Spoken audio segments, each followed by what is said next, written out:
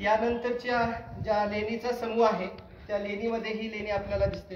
तर तुम्ही वरती येऊन जर बघितलं तर यावर वरती बघा, हळूवार या, वरती जर बघितलं तर इथे काही शिलालेख आहे।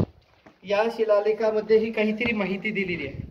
ही माहिती काय आहे तर यामध्ये ते असं सांगितलंय की उगाह उपासक उतास इति पालीस सुपुत्र। या म्हणजेच काय की एक उपासक होता, त्या उपासकाच्या आई वडिलांनी आणि त्याच्या मुलाच्या स्मरणार्थ ही जी लेणी आहे ही लेणी धम्माला दान केलेली आहे, धम्माला आणि संघाला दान केलेली आहे। ही लेणी जर बघितली तर ही लेणीमध्ये बघा दिसते आपल्याला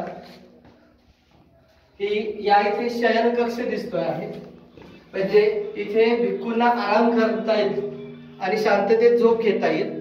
कारण भिक्खू खूप नसून त्यांच्यासाठी एक दंडक काढलेलं होतं त्या काळात की भिक्खूंनी एकाच ठिकाणी 3 दिवसापेक्षा जास्त थांबू नये। त्यासाठी अनेक वेगवेगळे जे भिक्खू येत असत त्यांच्यासाठी राहण्याची ही जागा होती आणि ही जागा एका व्यापाऱ्याने त्याच्या बायकोने आणि त्याच्या मुलाच्या नावाने ही धम्माला आणि संघाला दान केलेली आहे। यानंतरची पुढची लेणी